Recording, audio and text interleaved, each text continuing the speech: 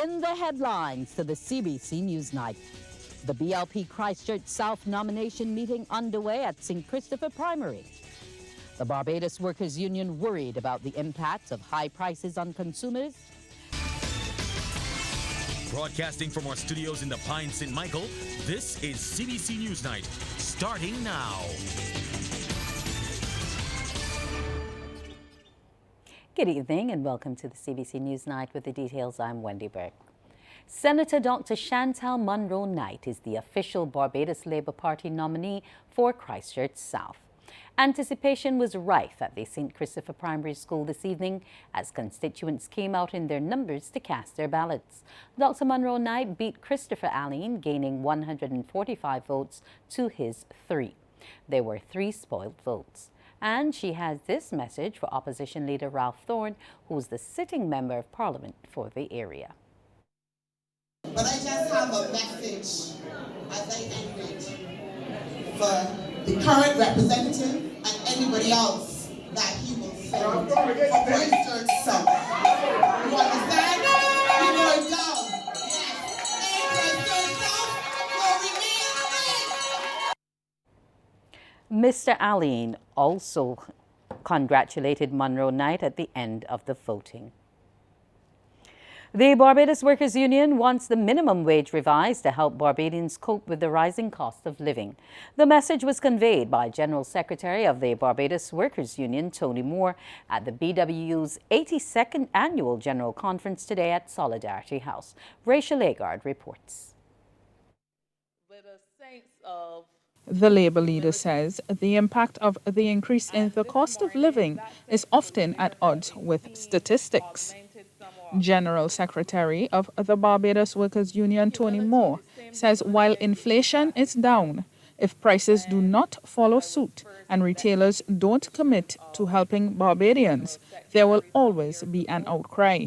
while inflation has been slowing, prices have not been falling at the same pace. Somebody said they may fall at all. In some instances, prices are not slowing at all. They're not falling at all, but may even be increasing, even if at a slower rate. Ms. Moore says during government's social compact, Barbadians were able to get bang for their buck, but now in some cases, markups can be as much as 50%. The compact was signed in 2022. It was an agreement between government and the private sector, which allowed Barbadians to benefit from price reductions on 46 items. We've been calling on the government to publish the prices because what we have been finding, and the information, some of which I will share with you more in the business session, but that I can't publish out there because I really want to give the government the opportunity to do it. It will show that there are a lot of retailers that have held prices relatively good, but there are others who have not.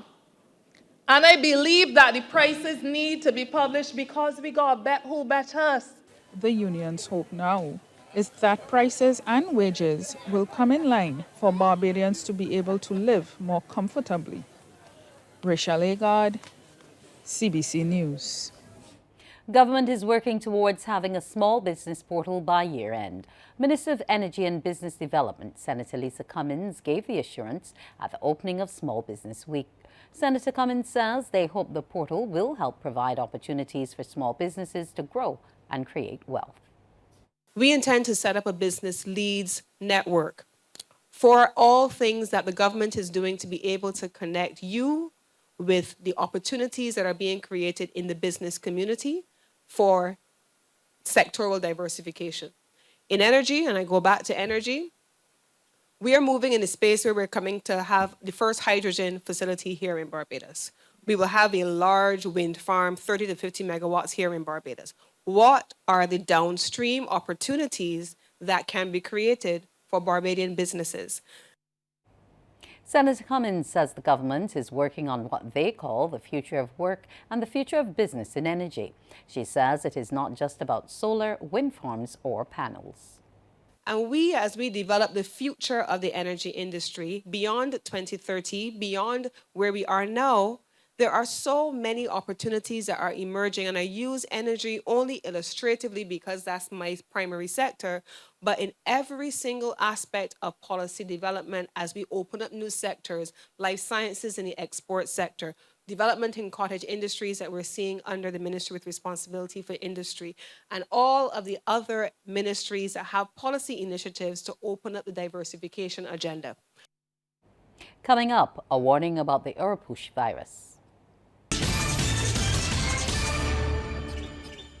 The Oropouche virus is re-emerging in the Caribbean, and one scientist wants individuals to be cautious as it has the same symptoms as dengue and Zika.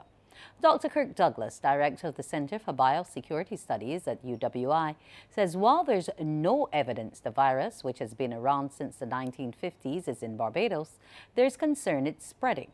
In an interview with CBC News, he says it's been circulating within Cuba. He also says a 2021 study showed Haitian children had Oropouche at the same time they had dengue and Zika. The question remains, is Cuba the only Caribbean country where Oropouche actually already is and is also circulating? And so in terms of the diagnostics, if you're not testing for it, you're not going to be able to detect it. And clinically, it is indistinguishable from dengue and from Zika. You get the same common symptoms: fever, headaches, stomach aches, a little bit of diarrhea in some cases, low platelet counts as well. So you have to do the diagnostic testing to be able to determine whether or not that person is truly infected with Oropouche virus. Meanwhile, Dr. Douglas says pregnant women should be wary of mosquitoes and sandflies because both of them spread Oropouche.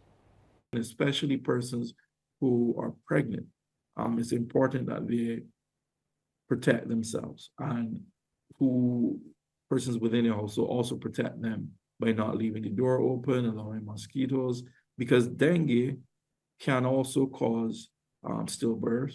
Dengue can also cause congenital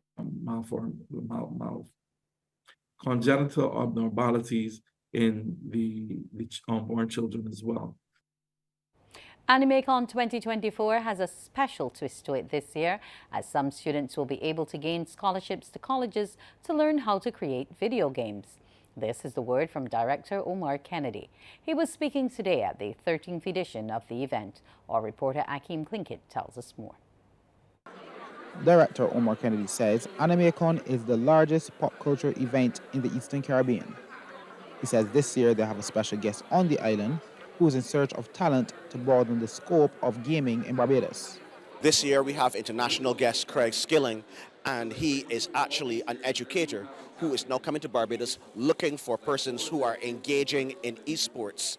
And what he wants to do is give scholarships to U.S. universities for those who are very good at gaming and want to take their skills internationally. So those are the sort of things that we are doing at AnimeCon this year. We have Sir Julius Cosplay. He is a world-renowned cosplayer. He is here in Barbados as well, and he is going to be mentoring some of our cosplayers, chatting with them, seeing how we can give them some international exposure as well. So with AnimeCon, we're looking to build out persons' presences, not just in terms of their craft in Barbados, but building their online presences as well across the globe.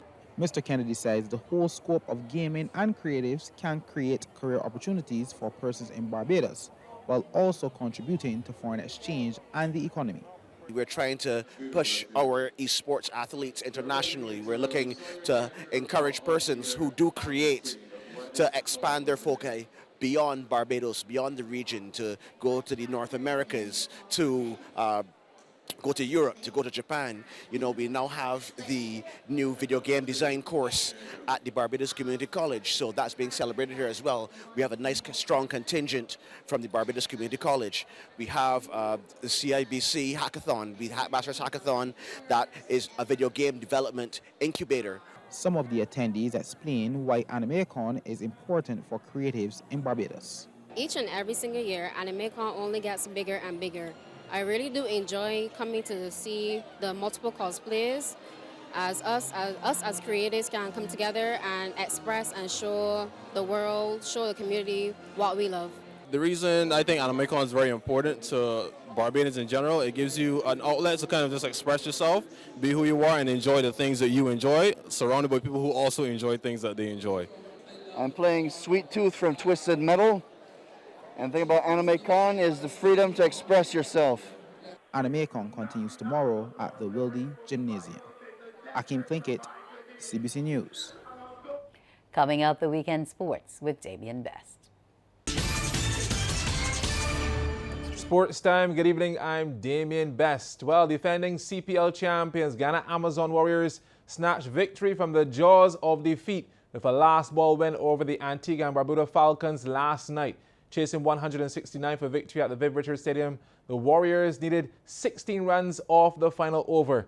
Dwayne Pretorius delivered the goods, hitting a 6 to finish the match with an unbeaten 20 off 10 balls as they secured the 3-wicket win. Romario Shepherd was impressive with 32 off 16, while Shea Hope scored a responsible 41. Now, earlier, the Falcons posted 168 for 6. Farkar Zaman and Imad Wazim scored 40 runs apiece, while player of the match Gurukesh Moti snapped up 3 for 25. Yeah, what a contest. Well, match number 3 of the CPL is currently underway as St. Kitts and Nevis Patriots take on Trimbago Knight Riders at Warner Park. Live coverage is on MCTV Sports Match Channel 310. Well, an all-round performance from Zachary Carter inspired Barbados under-17s to a 6-wicket victory via the DLS method over Jamaica under-17s in a CWY 50-over championship today. Chasing 178 for victory at Presal in Trinidad and Tobago, Carter led with 57 and fellow opener DeMarco Wiggins chipped in with 40 as Barbados finished on 175 for 4 in 37.2 overs. Now, earlier sent into bat, Jamaica were bowled out for 177 in 47.3 overs. Carter took 3 for 36, while there was 2 wickets apiece for Joshua Dorn and Jakeem Pollard. Well, Barbados will take on the Leeward Islands tomorrow at Couva. Well, it was a 5th-place finish for Barbadian Formula 2 driver Zane Maloney in the reverse grid sprint race at Monza in Italy today. He secured 4 vital championship points. Maloney will start tomorrow's feature race on pole. And that's it for sports tonight. Don't forget, the CPL action comes to CBC TV8 around 8 o'clock. It will be tape delayed. That's it for sports. Weather details next. In the forecast for tomorrow, the sun is expected to rise at 5:47 and will set at 8 minutes past 6. Now, the first high tide, that's expected at 2:36 in the early morning. The first low at 13 minutes after 9 in the morning. The seas, they are calm to moderate in open water with swells peaking at 1 meter. The winds, they're coming in from the southeast and they're peaking at 20 kilometers per hour. For us here in Barbados tonight, we can expect cloudy skies along with showers and a very slight chance of some isolated thunderstorms.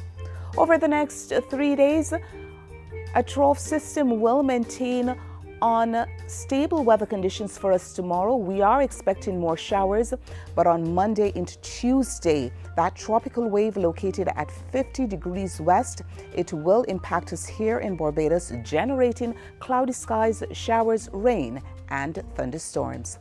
That's our news. Thank you for joining us. Continue to enjoy your evening.